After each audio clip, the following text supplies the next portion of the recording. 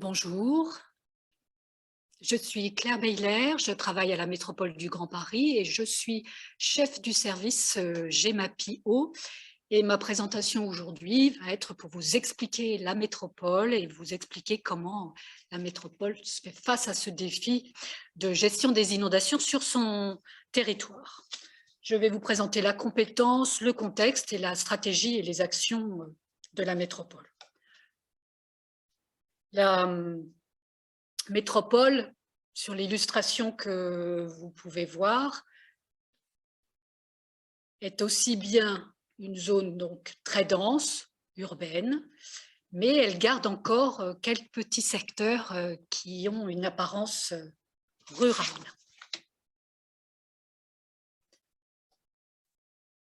Donc la métropole a été créée en 2016. La volonté dans la création de la métropole, ça a été de, sur la zone dense de l'agglomération parisienne, trouver une unité géographique cohérente pour y développer certaines politiques publiques. Pourquoi une zone dense? Puisqu'elle fait 8500 habitants au kilomètre carré, 131 communes, hein, c'est donc Paris et les communes qui sont autour et qui sont sur 5 départements. Et la métropole regroupe une assemblée des maires. C'est une assemblée des maires qui gouverne donc cette métropole. Les missions de la métropole, la volonté, ça a été de créer sur la zone dense, du coup, un lieu pour rééquilibrer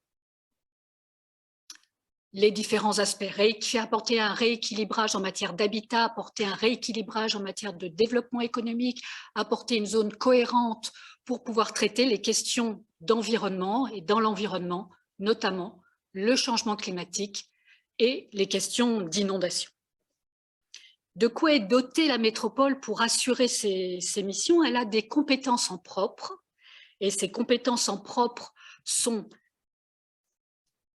la mise en valeur de l'environnement, qui comprend la GEMAPI, également 3 compétences qu'on va appeler des compétences partagées, c'est-à-dire qu'elle les exerce avec les communes et les autres entités du territoire, sous réserve qu'elles soient légitimes et portées par un intérêt métropolitain. Donc avec un intérêt métropolitain, elle va pouvoir se saisir des questions d'aménagement, de développement économique et d'habitat. Le contexte et les enjeux est tout d'abord une précision sur ce qu'est la compétence GEMAPI. Suivante. La compétence GEMAPI est née du constat de l'éclatement des acteurs dans le domaine de l'eau et de l'existence de zones blanches en matière de gestion de rivières. Et qui dit gestion de rivières dit gestion des inondations. Donc, vous avez sous les yeux une liste de 12 items qui sont issus du Code français de l'environnement. Et sur ces 12 items qui sont liés au cycle de l'eau, seuls 4, qui sont ceux qui sont surlignés en bleu, vont constituer la compétence GEMAPI. C'est-à-dire que sur ces 12 items, ne sont pas pris, par exemple, la pollution de l'eau, la production d'eau potable ou encore la surveillance des cours d'eau. Alors, si on va à la suivante, la compétence GEMAPI en elle-même, elle est vraiment ciblée par 4 missions. Une première mission générale qui va toucher à l'aménagement d'un bassin versant. On aménage un bassin versant qu'on va modifier sa configuration pour pouvoir assurer la mobilité des cours d'eau, garantir l'expansion des crues, ou alors qu'on va artificiellement le modifier en y instituant des barrages qui vont permettre de stocker, retenir et ralentir l'eau.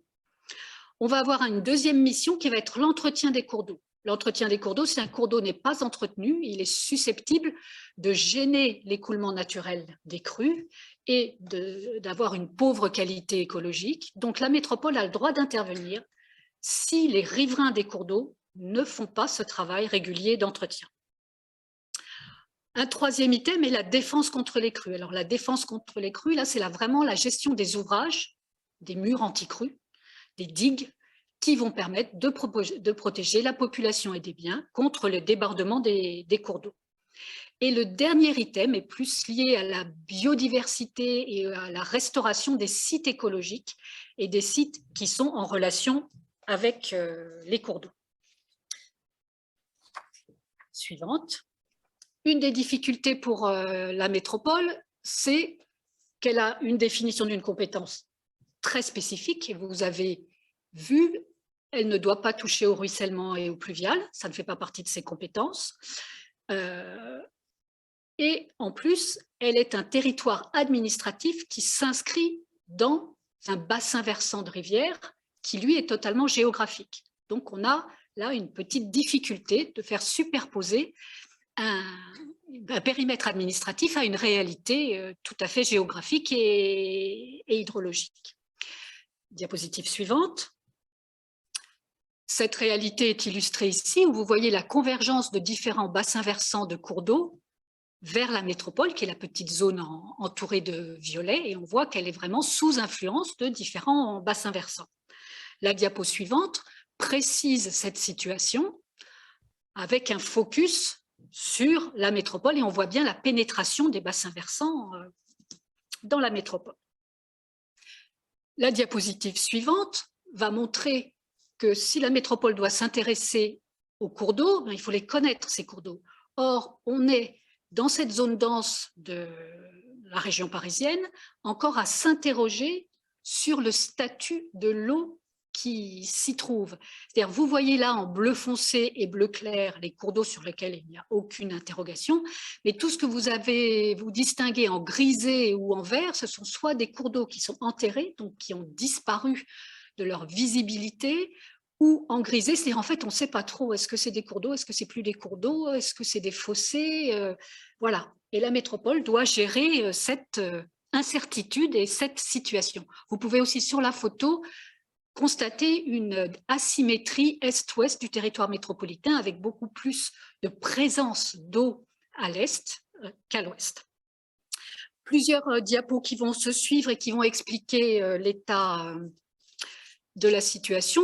Une première diapositive qui présente l'état écologique des cours d'eau, donc les couleurs classiques, le jaune c'est moyen, le rouge c'est pas très bon, donc on voit, et le vert c'est bien, donc on voit qu'on est plutôt éloigné du vert. La diapo suivante va montrer les pressions hydromorphologiques, c'est-à-dire en gros comment les rivières, leur configuration a été transformée par l'occupation humaine, et on voit que tout est rouge, c'est-à-dire que les cours d'eau qui alimentent la métropole ont été transformés et n'assurent plus a priori toute leur fonctionnalité normale. La diapositive suivante, c'est pareil, ça donne un aperçu général de la qualité des masses d'eau autour de la métropole, donc on est plutôt dans le jaune. Et la diapo d'après va montrer la question de la continuité écologique avec la succession de points rouges qui montrent tous les seuils ou toutes les interruptions de la continuité du cours d'eau, qui sont autant d'éléments qui peuvent fragiliser l'écologie d'un cours d'eau, mais aussi artificialiser et rendre plus complexe sa gestion hydraulique.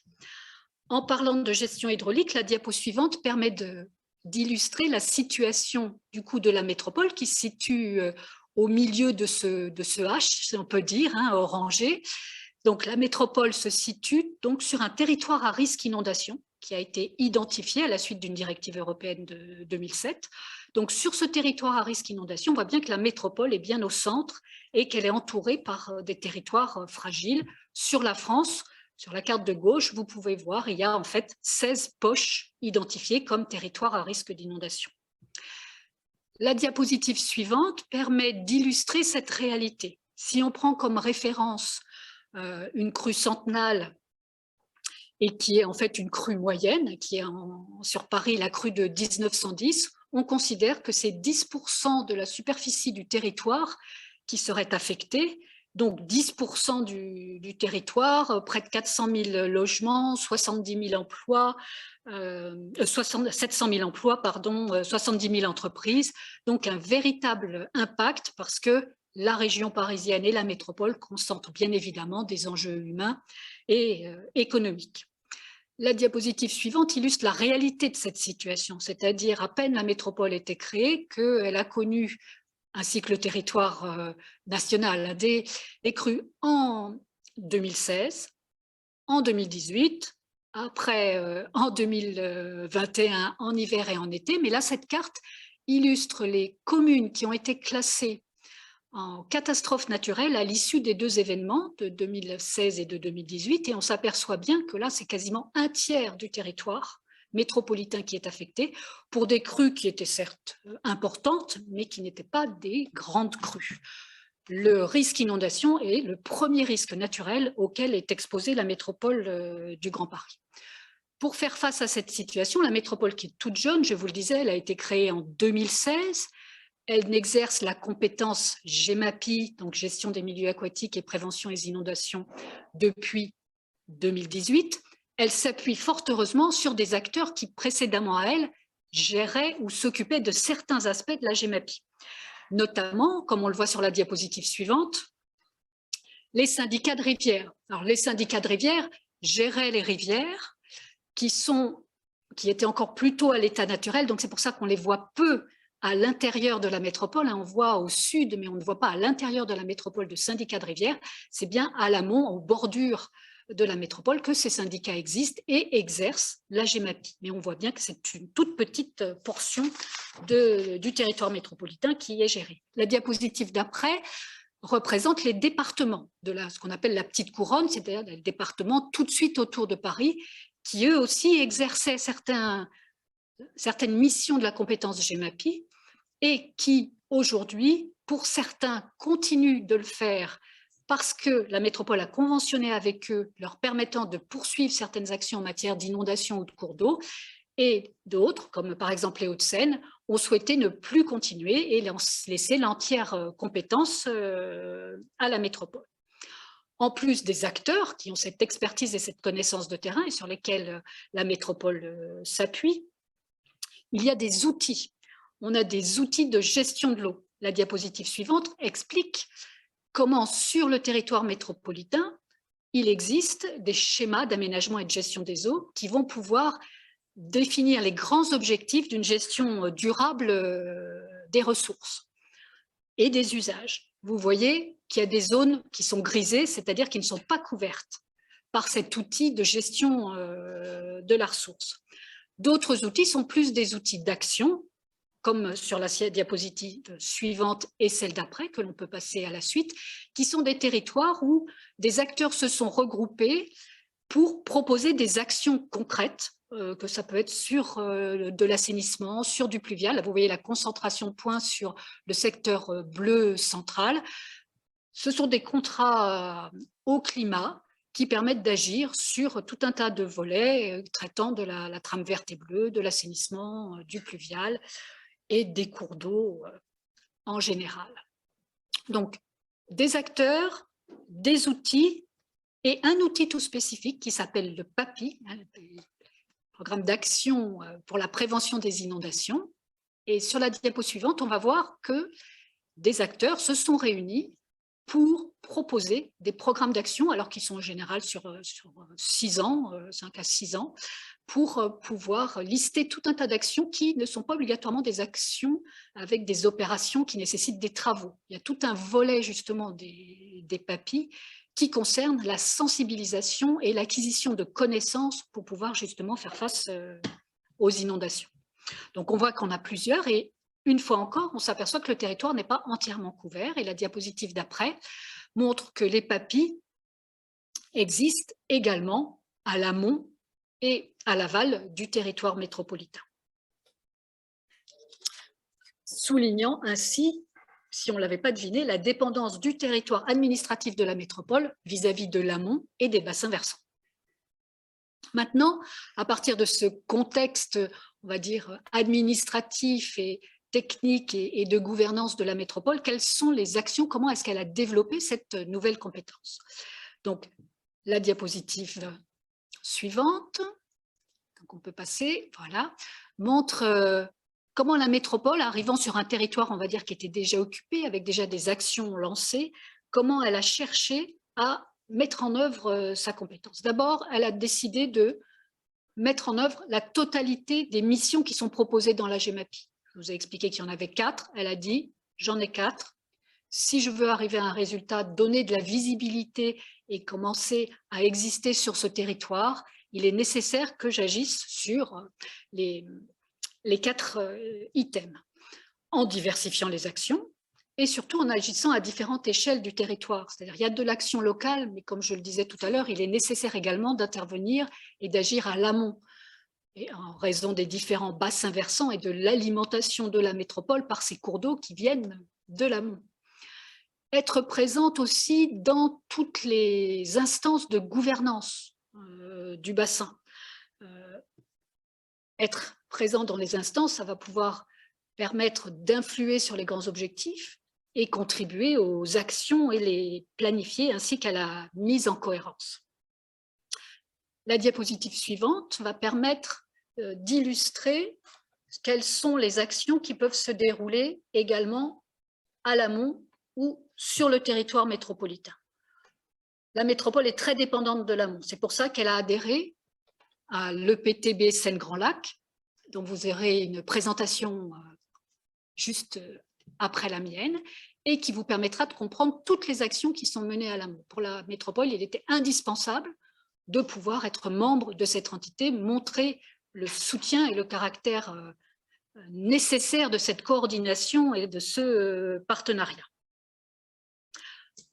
Les actions locales, vous allez les voir, elles sont de différentes natures et elles vont toucher les cours d'eau, les ouvrages.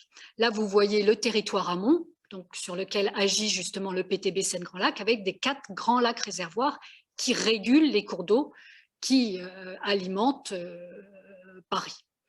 La diapositive suivante montre un projet qui est en cours, qui s'appelle le projet de la Bassée, qui va être un ouvrage de surinondation, c'est-à-dire un ouvrage de stockage qui va encore améliorer la protection non seulement de la métropole du Grand Paris, mais bien sûr de tous les territoires qui sont situés à l'aval de cet ouvrage. Et la métropole est le 2e financeur du casier pilote de la Bassée, après l'État, avec près de 30 millions d'euros de contribution. Une autre action illustrée est celle avec les agriculteurs. Les agriculteurs et l'agriculture, c'est essentiellement l'occupation du bassin amont. Et si l'on veut ralentir, stocker de manière naturelle les crues, il faut pouvoir agir avec les agriculteurs pour déjà préserver les zones d'expansion des crues, mais aussi inciter à ponctuellement la possibilité de surinonder les terrains avec des aménagements. Et bien évidemment, tout cela relève d'une charte avec des principes d'indemnité auprès des agriculteurs qui accepteraient de voir leurs champs surinondés afin de protéger les territoires situés à l'aval. On voit bien cette solidarité urbain-rurale qui est indispensable et la solidarité amont-aval qui permet à l'ensemble du secteur de fonctionner. La métropole agit bien évidemment sur son territoire. Alors, elle a pu bénéficier pour l'instant d'une dynamique locale qui préexistait et elle a pu soit se substituer aux entités qui n'avaient plus, à partir de 2018, la compétence pour agir, soit accompagner les entités pour que des projets qui parfois tardaient un peu, faute de peut-être mise en cohérence des acteurs et parfois faute de moyens, n'avaient pas abouti. Donc, vous voyez sur cette illustration, à gauche, on voit une rivière enterrée. Il s'agit de la Bièvre. Elle est enterrée sous ce chemin en béton. Au centre, c'est une zone complètement urbanisée qui est la confluence de l'Yerre avec la Seine. C'est-à-dire qu'on a oublié qu'une rivière, elle peut déborder. C'est donc un quartier qui est régulièrement inondé dès qu'on a des crues de l'Yerre ou de la Seine avec des habitants qui n'en peuvent plus. Et puis à droite, on voit ce que devient parfois les cours d'eau qu'on aimerait naturels en milieu urbain, où ils sont complètement transformés, anthropisés, il n'y a plus de berges et on ne voit plus ce qui relève d'un fonctionnement naturel ou normal. Diapositive suivante.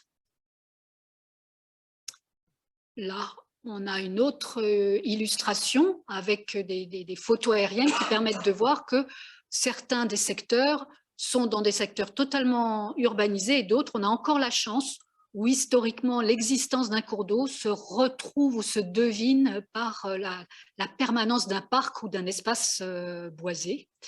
Et vous voyez toujours sur l'illustration centrale la traduction inondation des secteurs qui, malheureusement, urbanisés, connaissent régulièrement des inondations.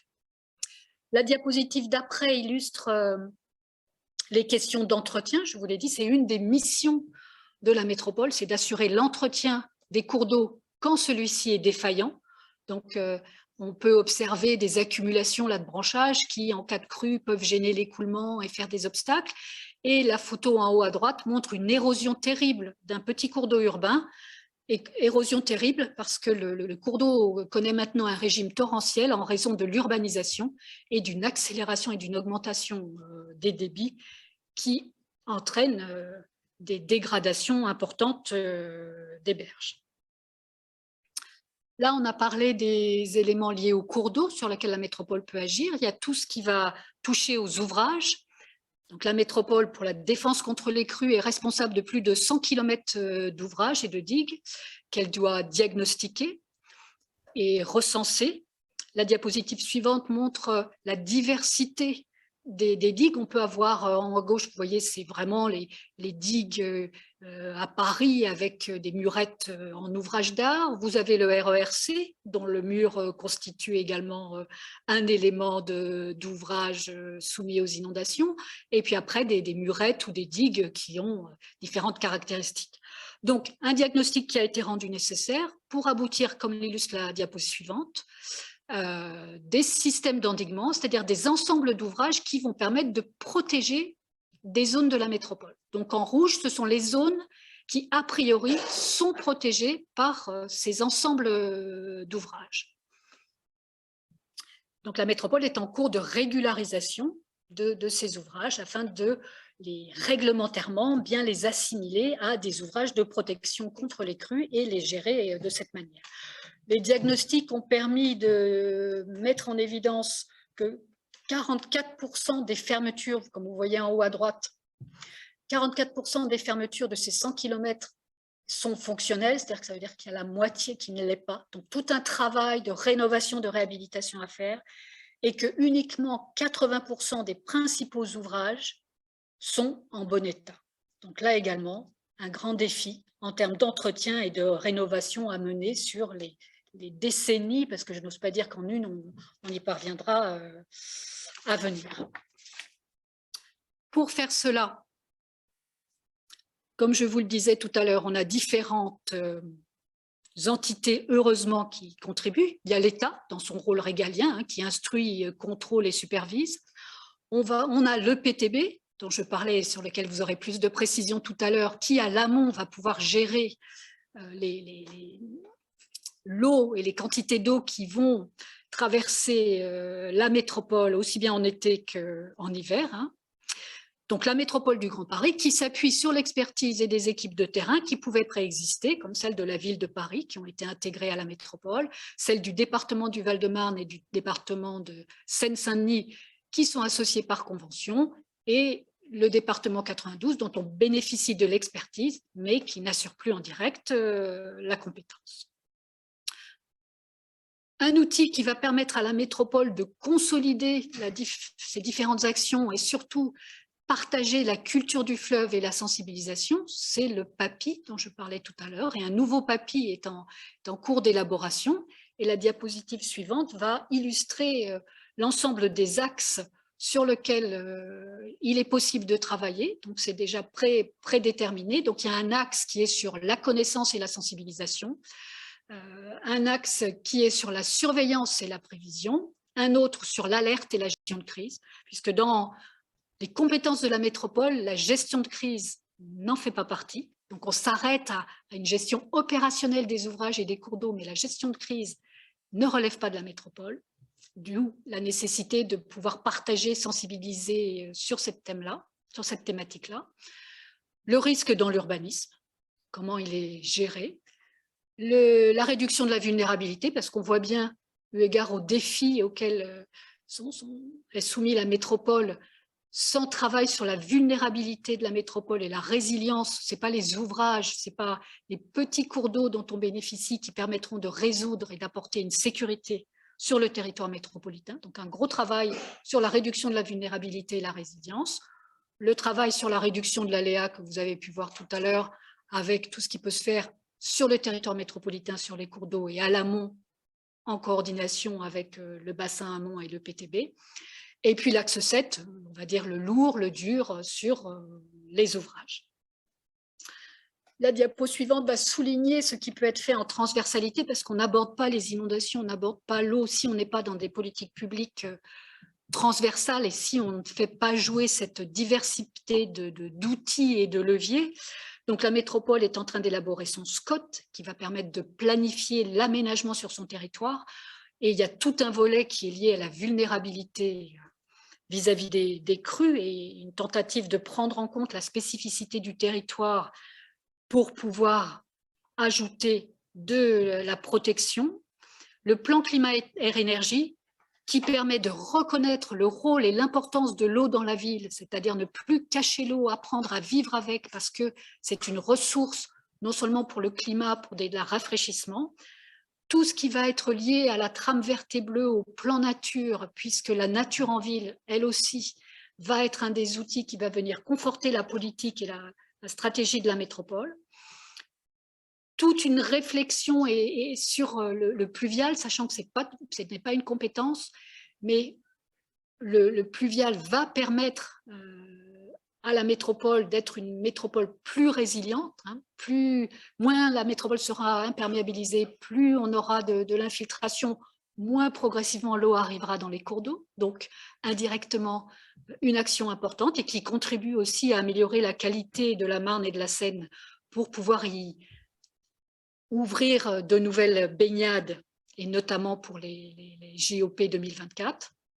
Et puis le soutien à toutes les démarches et les actions qui permettent d'avoir une gestion partagée et équilibrée de la ressource en eau et des usages. Vous l'aurez compris, donc depuis 2018, la métropole agit sur son territoire de manière la plus diversifiée en jouant avec l'ensemble des jouants et plutôt en instaurant des partenariats de différents niveaux avec tous les acteurs experts ou historiques. Et elle bénéficie d'une dynamique locale. Une chose sur laquelle je ne suis pas intervenue, c'est sur les moyens. La métropole bénéficie dans sa compétence de la possibilité de lever une taxe qui s'appelle la taxe GEMAPI, spécifiquement dédiée à financer les actions qui relèvent de sa compétence. Et cette taxe peut aller jusqu'à 40 € par habitant. Elle est répartie sur les différentes taxes qui existent déjà localement, mais c'est un véritable levier pour pouvoir faire face à ces projets et ces opérations qui, vous l'imaginez, relèvent de plusieurs dizaines de millions d'euros, voire de centaines. Donc le défi de la métropole, c'est face au changement climatique.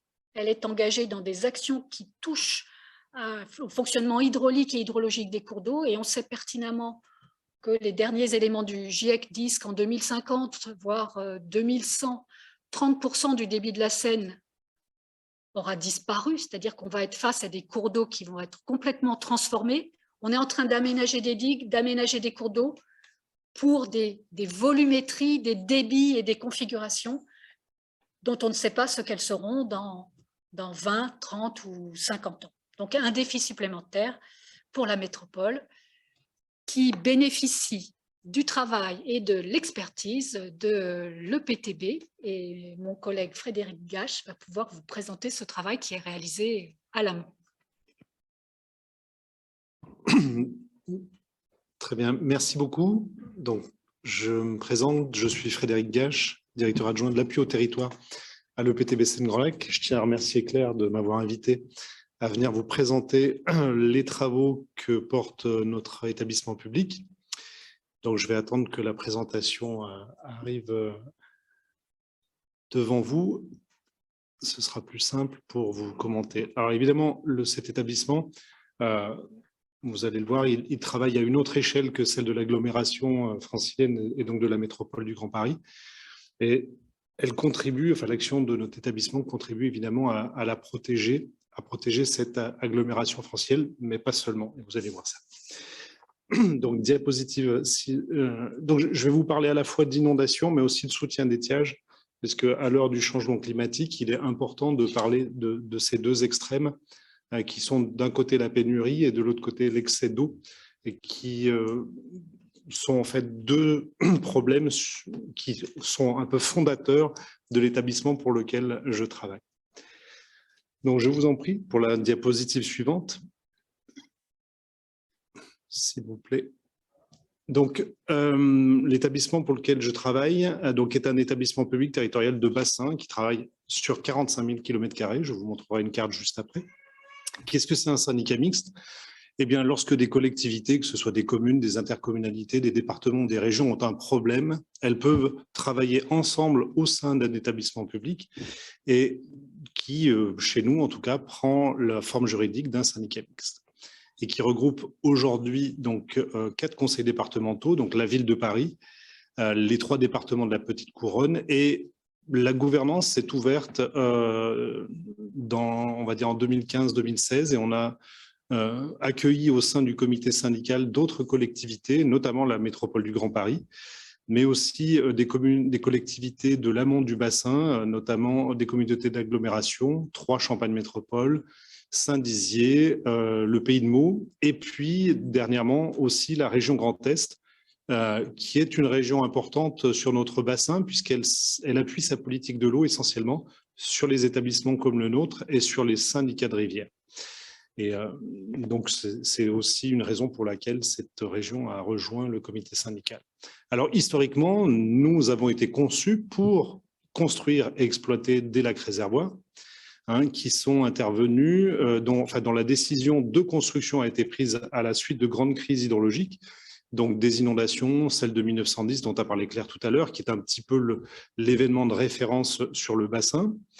Et puis d'autres crues, 1924, 1955, qui sont les 2 plus grandes crues après 1910 au XXe siècle, et puis des sévères sécheresses, notamment celle de 1921, qui a été la plus importante du XXe siècle, et puis 49 et 76, plus proches de nous, toute la décennie 40 étant assez proche de ce qui vient de se passer dans la décennie 2010-2020, avec des successions de sécheresses et d'inondations. Donc, à travers la construction et l'exploitation de ces ouvrages, nous poursuivons une double mission historique qui est de limiter, lorsque c'est possible, les effets des crues, donc en écrêtant une partie des eaux excédentaires, et puis, dans la partie estivale et surtout automnale, via des relargages depuis les 4 lacs, eh bien cela nous permet de soutenir les étiages pour alimenter à la fois les territoires qui sont situés en aval et, bien entendu, la région parisienne, pour maintenir un certain nombre d'usages sur lesquels je reviendrai juste après.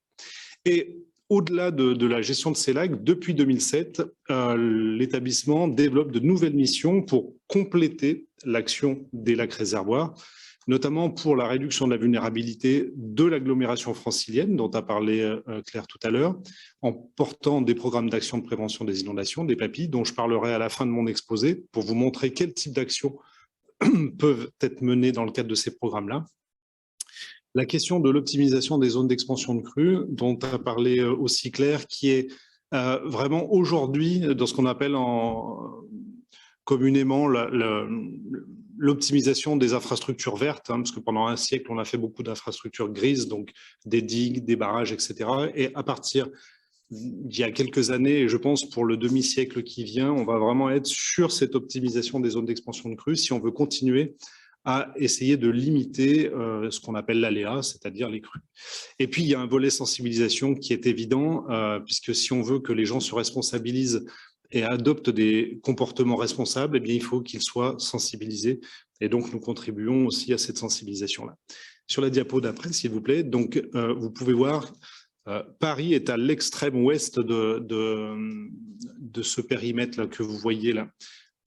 On va dire une forme d'arrondi qui mesure 45 000 km², qui est le territoire sur lequel nous travaillons.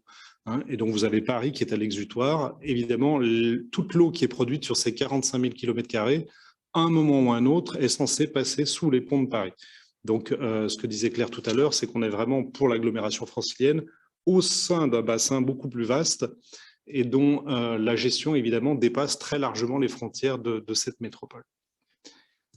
Donc, diapositive suivante, s'il vous plaît.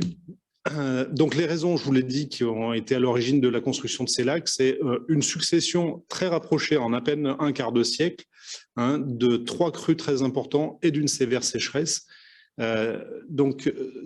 Diapositive suivante, qui ont fait dire aux décideurs politiques et techniques de l'époque que la métropole, enfin la ville de Paris à l'époque, parce qu'au début du XXe siècle, la métropole n'existe pas. Il y a 3,5 millions d'habitants à Paris. Il y en a 4 en Île-de-France. Aujourd'hui, vous avez 12 millions d'habitants en Île-de-France. Donc, les ingénieurs de l'époque et les décideurs ont parfaitement compris que si l'agglomération devait se développer, ce qui a été le cas d'ailleurs, et en cela, je pense qu'ils ont été visionnaires, il fallait créer du stockage. Donc là, il y a un programme d'1 milliard de mètres cubes de stockage, avec 2 missions, donc le soutien d'étiage et l'écrêtement des crues. Et nous avons été créés à la fin des années 20 et pour construire donc des lacs pour atteindre cet objectif d'1 milliard de mètres cubes. Et si vous voyez sur la diapositive d'après, quand bien même il y avait un programme au départ, eh bien, cette construction s'est étalée sur plus d'un demi-siècle parce que s'il y avait un programme au départ, il a fallu des crises successives qui viennent rappeler l'importance de la construction de ces ouvrages. Et donc, si le barrage de Pansières a été réalisé, on va dire, il y a eu à la fin de la Deuxième Guerre mondiale, il a fallu la crue de 55 pour relancer la construction du lac Seine et du lac Marne, inauguré en 66 et en 74. Il a fallu la sécheresse de 76, qui est une sécheresse très importante dans le pays, hein, qui a fait énormément de dommages à cette époque-là. Donc, il a fallu cette sécheresse pour lancer définitivement la construction du lac Aube. Et enfin, nous sommes en train de réaliser le 5e et sans doute dernier ouvrage en dur sur le bassin, qui va être on va dire la zone d'aménagement et de ralentissement dynamique des crues située dans la Bassée aval, dont le site pilote est en construction aujourd'hui pour une mise en eau, on va dire, un peu avant les Jeux Olympiques. Diapositive suivante. Donc, vous le voyez, à l'échelle de ces 45 000 km², vous avez en bleu, donc à l'extrême ouest, la métropole du Grand Paris. Et vous voyez bien, là, sur les axes qui sont en rouge, les axes qui sont régulés par nos ouvrages. Et j'ai volontairement mis l'ensemble du chevelu hydrographique pour vous montrer que, certes, il y a des ouvrages de régulation sur 4 cours d'eau principaux, mais il y a une quantité importante de cours d'eau qui aujourd'hui ne sont pas, on va dire, qui n'ont pas été aménagés avec ce genre d'ouvrage et qui, je pense, dans l'avenir ne le seront pas, puisqu'on arrive, on va dire, quasiment à la fin du programme d'1 milliard de mètres cubes tel qu'il avait été proposé dans les années 20. Aujourd'hui, on est à 83% des objectifs. Et avec la zone de ralentissement des crues de la Bassée, si elle est construite de façon complète, on sera à peu près à 90% des objectifs. Donc, diapositive suivante, s'il vous plaît. Bon, ça, c'est des photos des lacs, juste pour spécifier, notamment le lac sur la Marne, qui est un lac de 4500 hectares, qui constitue un des plus grands lacs artificiels en superficie, hein, pas en volume, en France, voire même en Europe. Donc, diapositive suivante, qui est à l'attention des géographes. Beaucoup de personnes nous disent, mais finalement, si vous vouliez protéger Paris, pourquoi ces lacs n'ont pas été construits beaucoup plus proches de Paris? Comme ça, au final, vous auriez récupéré beaucoup plus d'eau au bénéfice de la capitale. Eh bien, la raison est sur cette carte, c'est-à-dire si vous voulez des lacs réservoirs qui assurent 2 missions, donc le soutien d'étiage, l'écrêtement des crues, la mission de soutien d'étiage dure 6 mois. Donc, il fallait pouvoir construire ces ouvrages sur des secteurs imperméables. Donc, vous voyez dans cette bande là de croissant vert qui s'appelle les argiles d'Hugo, qui étaient donc par définition imperméables. Et puis, tout au sud de la carte, dans une zone granitique, donc elle aussi imperméable, qui s'appelle le Morvan, et qui a été le lieu de la construction du premier barrage à Pansières-sur-Lyonne. Et puis, par contre, pour le dernier ouvrage, qui lui sera mono-objectif écrêtement des crues, vous voyez qu'il est situé beaucoup plus proche de l'agglomération francilienne, dans une zone de confluence entre Lyon et la Seine. Et donc, il va être aménagé, il est en train d'être aménagé, justement pour éviter la concomitance du maximum des crues de Lyon et de la Seine, mais j'y reviendrai un petit peu plus en avant de ma présentation. Donc voilà, juste pour dire, si vous pouvez juste revenir sur la carte, il fallait, pour la construction de ces ouvrages-là, eh bien, respecter la géographie, c'est-à-dire qu'on ne pouvait pas ne pas tenir compte de ces conditions physiques qui font que ces lacs ne pouvaient être construits on va dire, à 200 km en amont de l'Île-de-France. Donc, diapositive suivante, mais vous allez passer assez rapidement. En cliquant parce qu'il y a des animations. Vous avez une frise chronologique qui représente une année en abscisse tout en bas, hein, qui va de novembre jusqu'à octobre de l'année d'après. Et vous voyez à peu près comment est rempli et vidangé chacun de nos lacs. C'est-à-dire, à cette époque-là, nous sommes en janvier, les lacs sont quasiment pleins et ils peuvent justement jouer le rôle d'écrêteur de crues. Et puis, on les remplit progressivement pour qu'ils soient pleins à la fin du printemps, afin de pouvoir être en mesure de relarguer de l'eau de façon régulière, donc dans les 4 cours d'eau, on va dire entre fin juin, fin mai, ça dépend des années, jusqu'au mois d'octobre, novembre, parfois même jusqu'à début décembre. Donc on régule entre guillemets ces relargages pour pouvoir assurer cette mission de soutien d'étiage le plus longtemps possible. Donc si vous pouvez passer sur la diapositive suivante. Je pourrais y revenir au moment des questions si vous avez des interrogations sur cette gestion. Donc, évidemment, la construction de ces lacs, aujourd'hui on parle d'inondation, évidemment, mais la raison principale pour laquelle ces lacs ont été construits, c'est pour faire face au risque d'étiage. Donc, si vous allez sur les diapositives suivantes, vous allez voir quelques vues de la traversée de Paris à des époques où eh bien, vous pouvez voir ce que pouvaient donner des années de sécheresse, c'est-à-dire avec des niveaux dans la Seine qui sont relativement faibles. Diapositive suivante, plus proche de nous, parce que celle-là était du 19e. Vous voyez la décennie 1940 extrêmement sèche également. Diapositive suivante. Et donc voilà, les lacs ont été conçus justement pour éviter ce genre de problème. Pourquoi? Eh bien, vous allez le voir juste après, si vous pouvez continuer. Pourquoi? Parce que en fait, la Seine, par rapport à, on va dire, à la capacité, à la ressource en eau qu'elle peut générer, elle subit une pression considérable, notamment d'une agglomération de 12 millions d'habitants. Et si vous la comparez, la région francilienne de 12 millions d'habitants par rapport à la région lyonnaise, qui peu ou prou fait 1,5 million d'habitants, ou l'agglomération de Strasbourg, qui est encore un peu plus faible, vous voyez que ces villes-là sont situées sur des cours d'eau dont le débit moyen est relativement plus important que la Seine à Paris. Il y a 3 chiffres à retenir pour le débit de la Seine. Le débit moyen de la Seine, c'est à peu près 250 mètres cubes par seconde lissés sur l'année. Le débit d'étiage sévère, c'est 25 mètres cubes. C'est à chaque fois, vous allez voir, un multiple de 10. Donc, débit d'étiage fort, 25 mètres cubes seconde, débit moyen, 250 mètres cubes seconde, et crue centenale, entre 2400 et 2500 mètres cubes seconde. Alors oui, par rapport aux 160 000 mètres cubes de l'Amazone, on est quand même sur un cours d'eau extrêmement modeste en termes de débit. Mais pour autant, vous le verrez, malgré des débits relativement faibles, les impacts en cas de crue sont considérables. Claire l'a abordé tout à l'heure, les chiffres donnent parfois un peu le tournis. Donc, diapositive suivante. Alors, ce qui est très important pour le soutien d'étiage, d'ailleurs, on est en train de faire une étude pour mesurer l'impact les impacts socio-économiques de ce soutien d'étiage.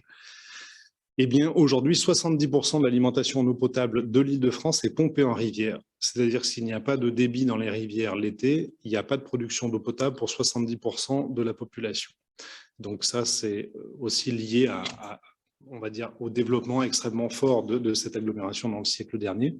Nous avons une centrale nucléaire située dans le département de l'Aube, à Nogent-sur-Seine, qui fonctionne aussi grâce à notre soutien d'étiage. D'ailleurs, on a un accord avec eux pour leur donner au minimum 25 mètres cubes par seconde pour qu'ils puissent fonctionner l'été. Typiquement, en 2018, sans ce soutien d'étiage, du 1er août à début décembre, eh bien, la centrale nucléaire n'aurait pas fonctionné faute d'eau. Et donc, c'est 1 million d'euros de perte d'exploitation par jour. Donc, vous faites le calcul sur 4 mois, 120 jours, 120 millions d'euros. Donc, ce soutien d'étiage, il est conséquent. Et en termes de volume, ils peuvent représenter, si on le cumule sur les 4 lacs, jusqu'à 70 mètres cubes par seconde, ce qui représente de 30 jusqu'à 80% du débit qui est observé à Paris. Alors, ça, c'est une donnée qui n'est pas forcément toujours bien connue, mais qui est, à mon avis, assez représentative de l'importance de ce soutien d'étiage. La diapositive d'après, vous le savez aussi, grande agglomération signifie aussi station de traitement des eaux usées relativement importante. Vous avez la plus grande station d'épuration des eaux à la sortie de Paris, qui est HR et qui, si elle rejette de l'eau d'une qualité quand même bien meilleure que ce qu'il y a eu dans les années 80, hein. Juste pour l'anecdote, dans les années 80, il restait 6 espèces de poissons dans la Seine. Aujourd'hui, on en a 33, ce qui souligne aussi les grands progrès de l'assainissement dans les 30 dernières années. Mais il n'empêche que dans les périodes sèches, le fait d'avoir un soutien d'étiage suffisant permet aussi de contribuer à diluer les rejets de ces stations d'épuration pour faire en sorte que la vie piscicole puisse rester, on va dire, de qualité. Donc voilà pour la question du soutien d'étiage. Et je terminerai juste sur, vous allez le voir sur la diapositive d'après.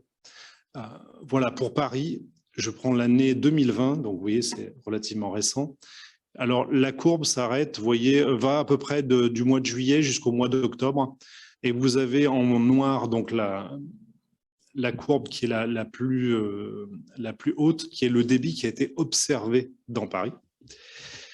Et vous voyez en vert pointillé le soutien d'étiage, donc le débit qui a été envoyé. Et vous voyez en violet le niveau d'eau qu'il y aurait eu dans la Seine s'il n'y avait pas eu de soutien d'étiage. Et vous observez qu'il était largement en dessous des seuils d'alerte, voire parfois même sur les seuils de crise, parfois renforcés. Hein, donc, vous voyez que la gestion de nos lacs, en tout cas dans les 10 dernières années, alors que c'est une décennie extrêmement sèche, la plus sèche depuis les années 40, a permis de traverser 5 années de sécheresse extrêmement importantes sans finalement qu'il y ait de crise particulière sur l'agglomération. Et je crois qu'on peut tous s'en féliciter. Donc voilà, ça c'était la période étiage. Je vais vous parler d'inondation maintenant, puisque c'est l'autre volet de la gestion de ces lacs. Donc, vous pouvez aller un petit peu plus loin. Je vous en prie. Donc, je vous le disais tout à l'heure, la Seine a des débits de crues relativement faibles. L'envers du décor et le vrai problème auquel on a à faire face, c'est la durée de ces crues. Alors, je vous ai mis à l'écran là l'essentiel des grandes crues du XXe, avec les deux plus récentes dont Claire a parlé tout à l'heure, 2016 et 2018, qui sont en orange et en rouge. Alors, orange pour celle de juin 2016, qui était une crue relativement rapide, mais qui a quand même duré une dizaine de jours. Et puis, la crue de 2018, crue beaucoup plus classique d'hiver, qui a duré quasiment 2 mois. Et on voit, par exemple, les crues en bleu, là, celle du XXe siècle, on est vraiment sur des crues de très longue durée. On peut être dans l'eau 6-8 semaines, comme ça a été le cas en 1910, ce qui, en termes de gestion de la population, peu ou prou sur les 12 millions d'habitants de l'Île-de-France, il y en a 1 million qui vivent en zone inondable. Donc, quand on a une telle concentration humaine qui est exposée, gérer 1 million de personnes, enfin peu ou prou 1 million de personnes, les pieds dans l'eau pendant des durées de ce type-là, eh bien pour les pouvoirs publics, c'est un vrai défi. Alors, par rapport à cela, évidemment, vous allez voir le rôle des lacs tout de suite après. Sur la diapositive, vous avez à l'écran, par exemple, la crue de 1910, alors en bleu, telle qu'elle s'est déroulée, avec la hauteur qu'elle a atteinte à Paris, c'est-à-dire 8,60 m. Donc, le premier pic de crue. Et puis, vous voyez les deux répliques qui font qu'on a été en crise à cette époque-là, du 15 janvier au 15 mars.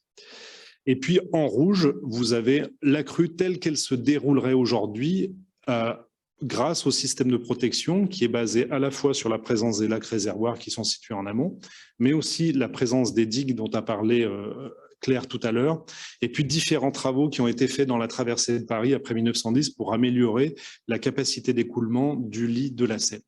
Donc aujourd'hui, pour la crue centenale, c'est-à-dire la crue moyenne au sens de la directive européenne, le système de protection peut enlever 1 mètre à la crue de 8,60 m. C'est-à-dire faire redescendre à peu près à 7,50 m, 7,60 m les niveaux d'une crue avec un débit de 2400-2500 m3 par seconde. Or, on a observé lors des crues de 2016 et 2018 que l'on commençait à avoir des impacts, notamment dans le sous-sol de l'agglomération francilienne, puisque avant même que les crues débordent, vous avez un problème de propagation de la nappe alluviale sous Paris, puisque nous sommes dans des milieux sédimentaires totalement poreux. Et bien entendu, pour ceux qui sont baladés dans Paris, l'ensemble des réseaux sont enterrés, donc évidemment sont en présence de la nappe quasiment 12 mois sur 12, mais avec parfois, lorsque l'eau dans la Seine monte, une propagation, on va dire, progressive de cette nappe qui va en gros du bas de la gare de l'Est jusqu'à la gare Montparnasse. Vous voyez, ça fait quand même une partie conséquente de la ville de Paris. Et puis évidemment, il n'y a pas que Paris qui est concerné, hein, puisque l'agglomération, vous le savez, elle est beaucoup plus vaste que Paris, et on retrouve ces phénomènes de remontée de nappe également dans le Val-de-Marne ou les Hauts-de-Seine, donc avant et après Paris. Donc 2016, on voit les premiers impacts à partir de 5,50 m dans Paris. Donc vous voyez, aujourd'hui, 5,50 m, on est loin des 7,50 m si on avait la crue de 1910 demain. Et puis 2018, les mêmes effets qui ont été atteints, enfin qui ont été observés à 5,50 m, qui était une crue de printemps où la nappe était relativement basse, ont été observés à 4,70 m, alors que la crue s'est déroulée l'hiver à un moment où la nappe était déjà un peu plus haute. Ce qui signifie qu'aujourd'hui, le système de protection, il a déjà le mérite d'exister, mais qu'il a un certain nombre de limites.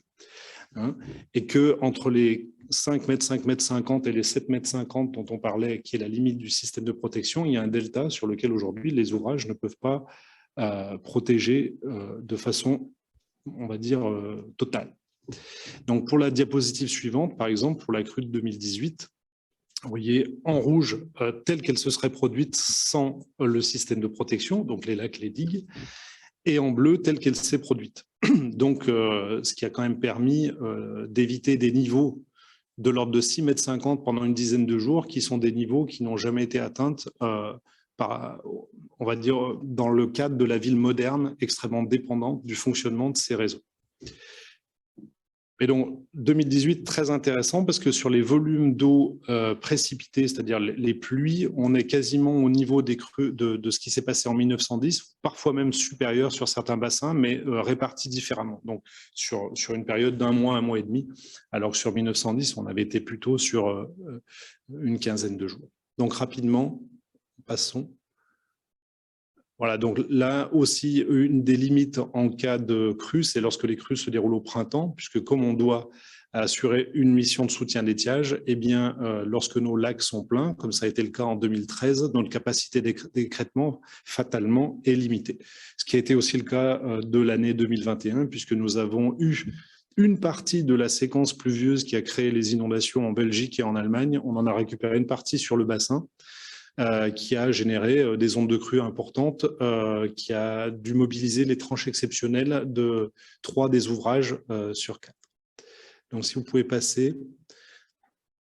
Donc, rapidement, conclusion aujourd'hui sur le rôle des lacs réservoirs, ils ont une efficacité, mais qui a des limites, on l'a dit.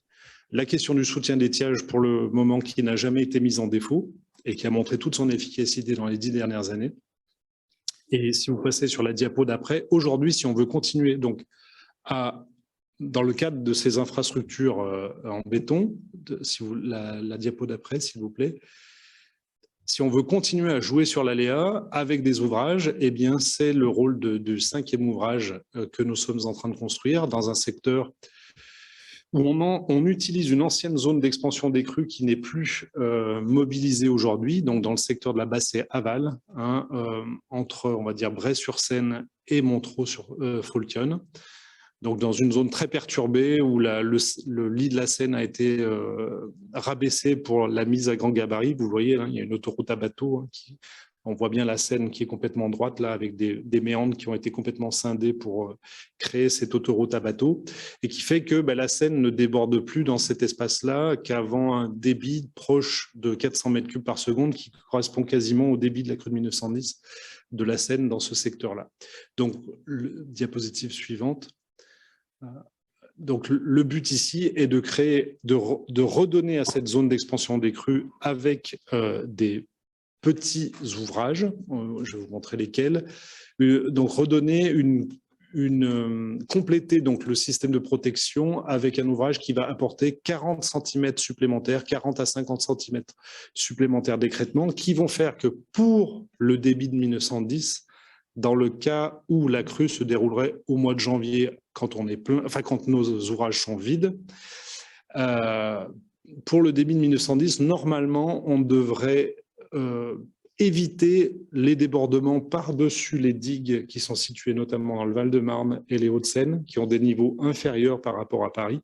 Et donc, tout l'enjeu du dispositif complet, donc les 50 cm en plus, plus l'écrêtement de nos lacs, permettrait de rester en dessous du seuil de 7,30 m, donc à Paris et dans les deux départements limitrophes.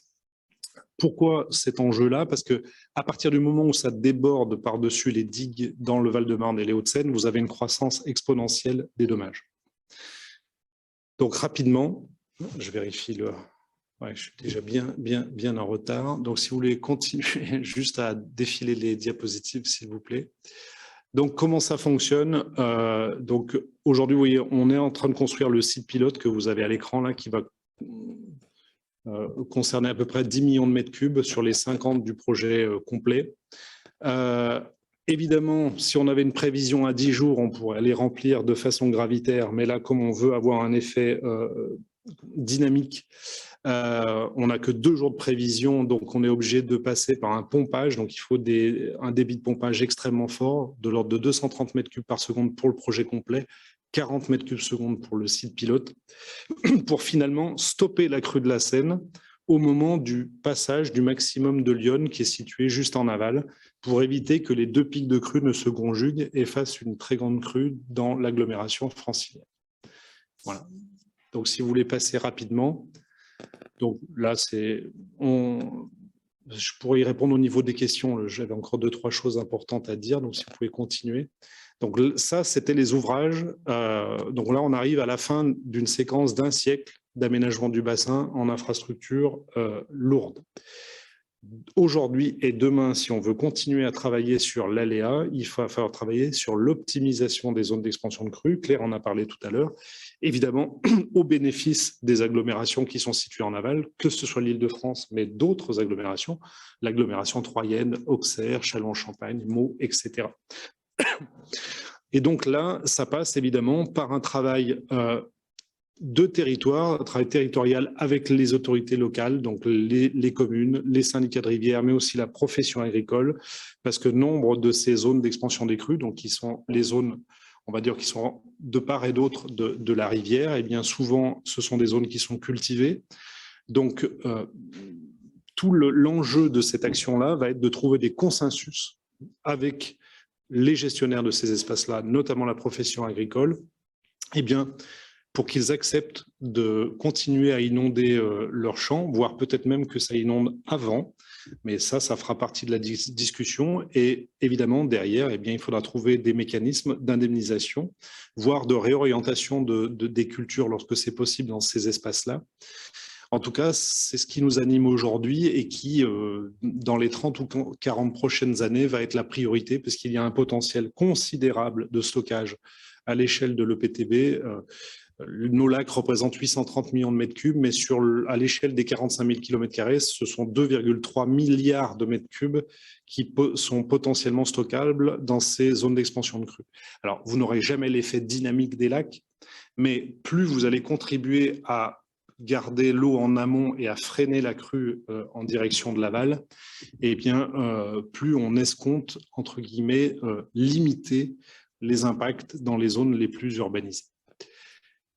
Voilà, et je terminerai rapidement, s'il me reste encore 3 minutes, mais vraiment 3 minutes pour parler justement, il y a les lacs, c'est très bien, on fait ces actions-là, c'est très bien sur l'aléa, mais il y a tout un tas d'autres actions qui peuvent être réalisées dans le cadre de ce qu'on appelle les programmes d'action de prévention des inondations. Et juste si vous terminez sur ces quelques diapos suivantes. Donc Claire le disait tout à l'heure, nous portons un certain nombre de programmes d'action de prévention des inondations qui sont répartis sur le périmètre de reconnaissance, mais nous ne sommes pas les seuls à travailler. Si vous allez sur la diapo d'après, vous verrez qu'il y a, nous on en porte 5, mais il y a d'autres structures, hein, notamment des syndicats de bassins, de sous-bassins qui portent aussi ces initiatives-là.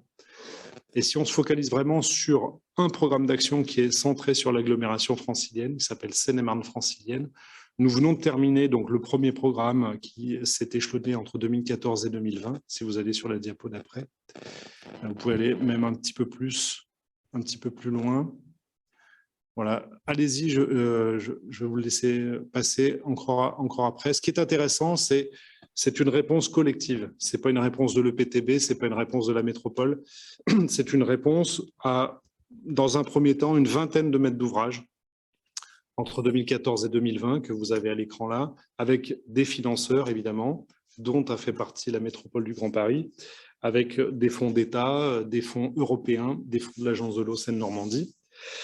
Et ce qui est intéressant, ces programmes-là, c'est que ça permet de travailler à une échelle, alors pertinente, qu'est-ce que ça veut dire? Plutôt une échelle de bassin de risque, lorsqu'on ne peut pas travailler à l'échelle du grand bassin versant, et qui permet de traiter tous les sujets. Le sujet de l'amélioration de la connaissance que vous avez là à l'écran, notamment toute l'actualisation des modélisations de surface et son corollaire, puisque j'ai parlé de propagation de nappes, vous aviez sur la droite là, on a fait faire une thèse qui permet d'améliorer la connaissance de la propagation de la nappe dans les sous-sols parisiens au fur et à mesure que la Seine monte. Ça, c'était une demande de l'État et une demande forte des opérateurs de réseau justement pour pouvoir anticiper ces phénomènes-là. Les fondations de la maison, c'est la sensibilisation, la culture du risque dans la population. Aujourd'hui, on ne veut pas sensibiliser pour sensibiliser, mais on veut sensibiliser pour responsabiliser, pour que les gens aient les bons comportements le jour où ça se passera. Alors là, vous pouvez passer. Évidemment, quand on parle de nappe, il faut aussi avoir des piézomètres pour être en mesure de vérifier la battance, c'est-à-dire les variations de niveau de cette nappe. Le volet gestion de crise, qui est un volet très important, mais qui se développe de plus en plus, et notamment la crise Covid y contribue largement. Hein.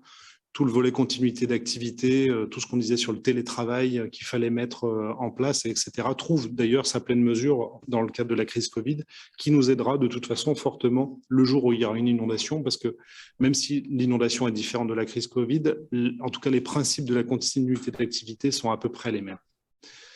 J'en ai parlé sur la question des zones d'expansion de crue et je voudrais juste, il me reste 3 diapos. Hein, donc, un volet sur la réduction de la vulnérabilité qui est évidemment très coûteux parce que beaucoup d'équipements publics notamment sont situés dans la zone inondable. C'est le cas notamment non, juste avant.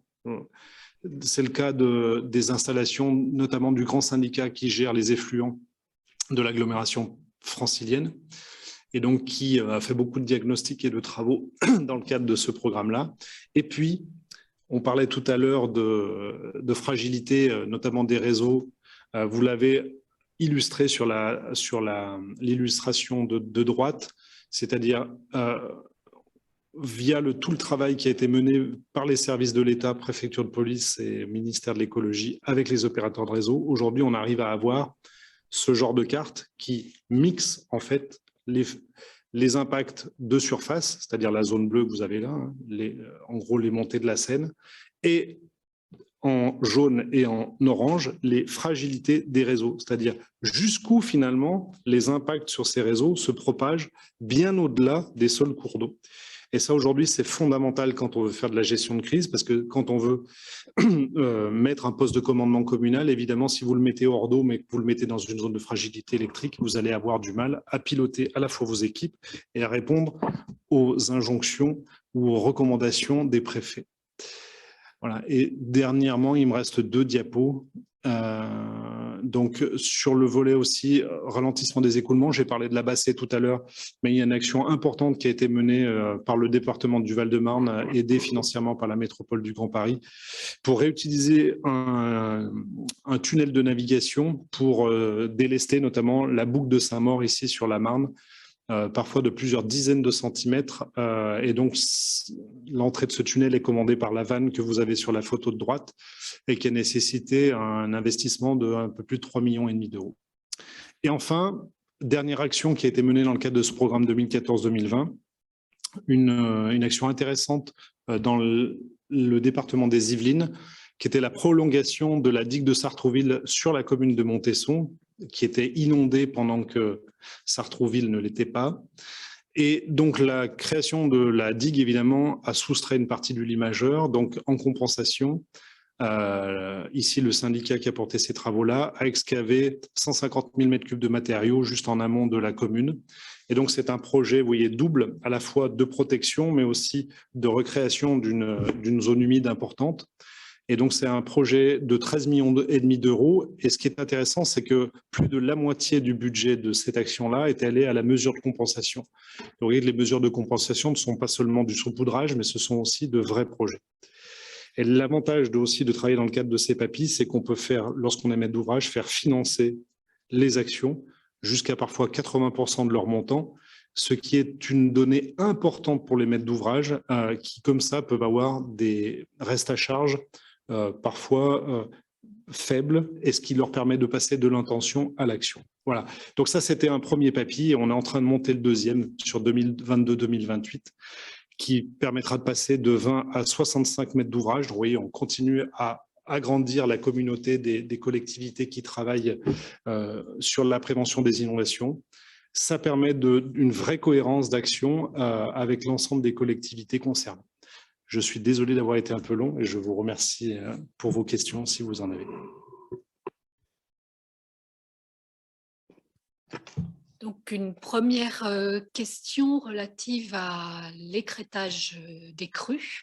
Et d'ailleurs, plusieurs questions dessus. Je pense que si tu pouvais revenir sur si il est possible de revenir sur les schémas, puisque en fait, c'est une interrogation déjà sur le 1 mètre d'écrêtage et pendant combien de temps? En fait, la capacité, la durabilité de cet écrêtage.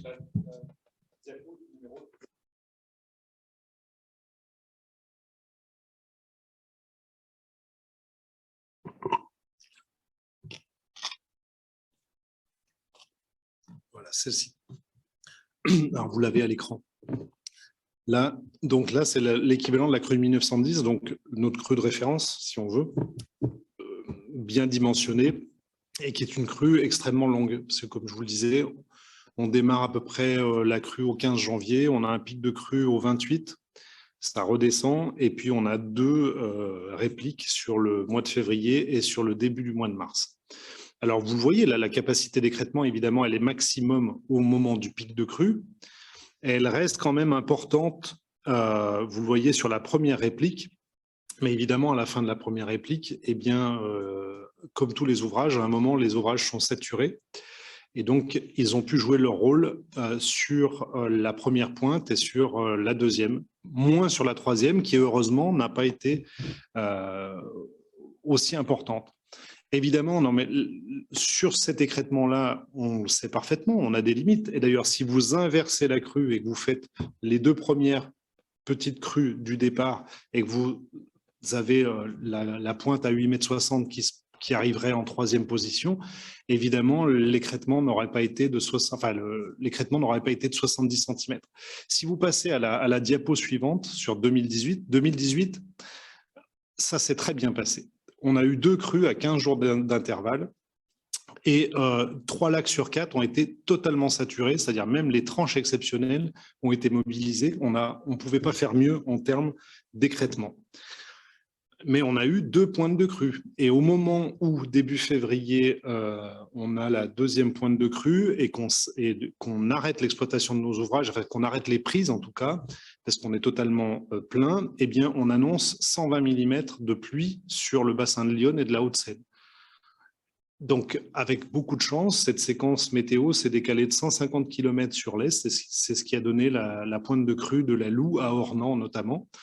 Donc, évidemment, beaucoup de chance. On est passé d'une gestion réussie que beaucoup d'acteurs ont saluée à, si elle s'était produite, on nous aura dit « mais pourquoi vous n'avez pas gardé de la capacité pour la 3e ?»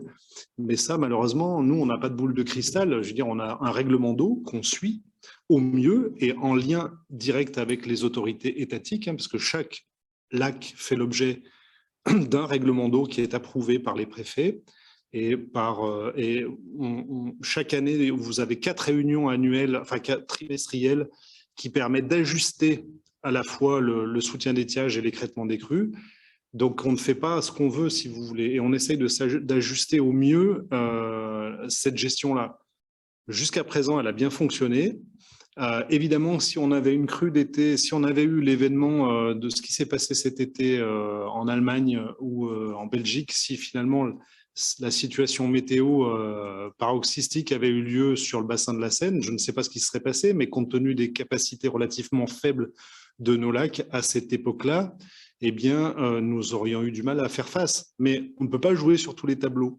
On ne peut pas avoir des lacs secs toute l'année pour la question des crues, alors que nos missions de soutien d'étiage sont si importantes. Si j'ai pu répondre à la question. Deux autres questions sur des thèmes différents. Une question relative à la baignade, comment le développement de la baignade dans la Seine et la Marne s'intègre aux politiques de lutte contre les effets du réchauffement climatique et les inondations. Alors, je crois qu'on peut souligner le rôle et l'intérêt de la thématique baignade déjà pour attirer l'attention des populations et des riverains et des habitants de la région parisienne ou de la métropole et même sur d'autres secteurs, sur le côté vivant d'une rivière. Une rivière, si on se baigne dedans, une rivière, il faut qu'elle ait une certaine qualité. Sa qualité, elle est conditionnée par ce qui va s'y déverser et par la vie et l'auto-épuration éventuellement qui pourrait s'y dérouler. Donc s'intéresser à la baignade, c'est faire comprendre aux gens que l'eau est un milieu vivant et un milieu vivant qu'il va falloir protéger et apprendre à connaître. On ne se baigne pas tout le temps dans une rivière. Elle peut avoir des moments où elle est de bonne qualité, des moments où elle est de moins bonne qualité. Par rapport à son hydrologie, justement, elle peut être dangereuse. Il y a des courants. Les gens ont perdu l'habitude de nager dans les rivières et on déplore régulièrement des accidents parce que nager en rivière, ce n'est pas la même chose. Donc tout ça fait partie d'une culture de l'eau. Et justement, à partir du moment où on aura partagé cette culture de l'eau, cette compréhension qu'une rivière, elle évolue, elle a des moments d'étiage, elle a des moments d'inondation, elle bouge, elle fluctue, elle a une qualité différente, eh bien, je pense qu'on pourra tous participer mieux à la résilience des grandes métropoles. C'est en ça que la baignade est un atout. Alors évidemment, dans le cadre de l'adaptation au changement climatique, la baignade va pouvoir apporter des lieux de rafraîchissement avec l'interrogation, aurons-nous assez d'eau ou une eau de suffisamment bonne qualité dans la durée par rapport justement aux événements de sécheresse intense qui peuvent s'annoncer ou de précipitations violentes qui dans les agglomérations dégradent momentanément de manière très forte la qualité de l'eau, sûrement une fragilité des sites de baignade. Mais cette compréhension et ce travail est vraiment essentiel sur la culture du fleuve et la compréhension des cours d'eau. Et il y a une autre question sur quelle est la technique utilisée pour mesurer la disponibilité de l'eau souterraine et les volumes disponibles pour utiliser l'eau souterraine. Plus généralement, je pense pour les métropoles. Alors c'est vrai que la métropole, on est beaucoup en réseau de surface. Donc, on est en 70%, donc l'eau souterraine est moins un enjeu sur cette question-là. Donc, plus difficile pour nous d'apporter une réponse, puisque ce n'est pas la principale source pour l'alimentation. Il faut interroger l'agence de l'eau. La perception, oui, une question sur la perception par les riverains des lacs réservoirs et de ces grands aménagements. Alors, des riverains des lacs ou des riverains de la Seine à Paris? Des lacs. Des lacs. Alors, évidemment, la construction de ces lacs, notamment pour ceux qui ont été construits dans les années 50 et 60, nous étions à une autre époque, une époque de centralisation où l'État décidait de beaucoup de choses. Et donc, la construction de ces lacs, c'est notamment si on prend le lac Marne en 74, a nécessité l'expropriation de nombreux propriétaires, la destruction de certains villages, la reconstruction d'églises en dehors des emprises du lac, le déplacement de certains cimetières. Donc évidemment, localement, au moment où ils ont été construits, ces lacs ont été vécus dans leur chair, on peut dire, par la population. D'ailleurs, il reste des associations du souvenir d'un certain nombre de personnes qui ont vécu enfants ou jeunes adultes dans ces espaces-là. Bon, évidemment, autre époque, autre mœurs. On peut dire aujourd'hui que ces lacs existent sont devenus à la fois des étapes pour la migration des oiseaux, des spots de biodiversité extrêmement importants. Vous avez 1 million de touristes qui viennent chaque année sur nos lacs, donc ce qui permet aussi de contribuer au développement de l'économie locale. Une grande partie de nos agents qui travaillent sur l'exploitation des lacs sont issus de ces territoires-là, donc nous sommes aussi un vivier d'emploi important dans des régions où on va dire la crise économique des années 70-80 a frappé très très fortement. Donc il faudrait sans doute poser la question aux riverains localement, est-ce qu'il faudrait revenir avant les lacs ou aujourd'hui? Je ne pense pas qu'ils voudraient revenir sur la construction de ces lacs, sachant en plus que la gestion touristique de ces ouvrages a été déléguée à des syndicats locaux ou à des collectivités locales. Donc, nous gérons seulement les entrées et les sorties d'eau. Donc, la gestion touristique et donc l'économie qui en est faite est au bénéfice des territoires locaux. Hein. Donc, par rapport à ça, je ne pense pas qu'il reviendrait dessus. Et sur le dernier ouvrage, où là, on est sur un ouvrage récent, donc où nous sommes arrivés, comme dans les années 50 ou 60, avec un projet hydraulique, mais on est arrivé sur un territoire, dans le territoire de la Bassée-Aval, et il a fallu 20 ans de concertation pour voir comment le projet hydraulique pouvait s'insérer dans le cadre d'un projet de développement territorial, local, basé notamment sur du tourisme vert, de la randonnée, de la pêche. Et la loi nous autorise aujourd'hui, enfin nous impose un minimum de 5% sur l'ensemble du projet, hein, de mesures de compensation environnementale et fruit des discussions avec le territoire et donc d'un consensus, je parlais de consensus tout à l'heure, hein. Le fruit du consensus, c'est aujourd'hui on consacre 13% du budget du site pilote de la Bassée aux mesures d'accompagnement environnemental au bénéfice du territoire. Donc, vous voyez, autre temps, autre mœurs. S'il y a une époque où la force publique arrivait et sortait de là, on arrive. Aujourd'hui, on ne peut plus du tout raisonner comme ça. Et le fruit du travail, je vous dis, a été une concertation qui a permis que cet ouvrage hydraulique s'insère dans un projet de développement territorial local. Une dernière question qui pourrait peut-être s'appliquer aux deux entités, qui est: êtes-vous porté à utiliser les stratégies significativement différentes en fonction de la nature des cours d'eau?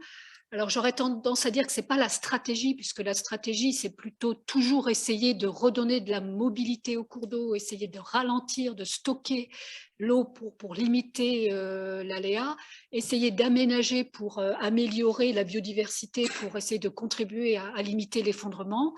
Mais bien évidemment, en fonction des caractéristiques locales, comme certaines images ont pu vous le montrer, si on a du foncier, si on a des terrains autour, on va essayer de refaire reméandrer un cours d'eau, on va essayer de lui donner toutes ces possibilités de mobilité. Si on n'a pas de possibilité, eh bien, on va travailler peut-être juste sur les berges. On va se concentrer sur la diversité des habitats, sur l'écologie. Mais en gros, on va dire la palette de possibilités, on va essayer de l'appliquer. Ce qui va nous contraindre, c'est la géographie, l'occupation du terrain. Et puis aussi, on s'aperçoit qu'on a quand même des petits cours d'eau qui ont des natures torrentielles. Donc, sur du torrentiel, on ne va pas faire la même chose que sur un petit cours d'eau ou un fleuve de plaine à écoulement plus lent. Merci.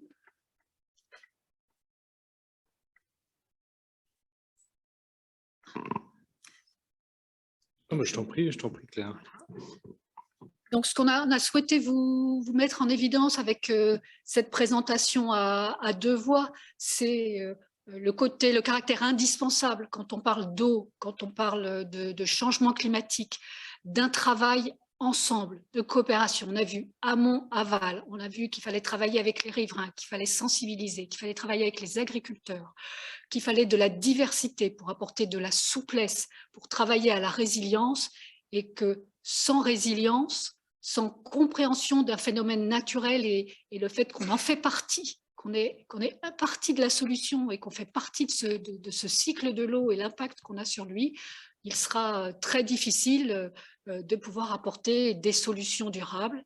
Et aussi, on a montré l'importance des enjeux aujourd'hui de la nature pour arriver à des solutions. Donc, résilience, participation de tous, coordination, partenariat et résilience sont les mots qui peuvent, je crois, illustrer ce que l'on a cherché à vous montrer dans plus qu'un partenariat, hein, il y a un caractère indispensable des uns et des autres pour faire face aux questions d'inondation et de changement climatique. Merci pour votre attention et au revoir.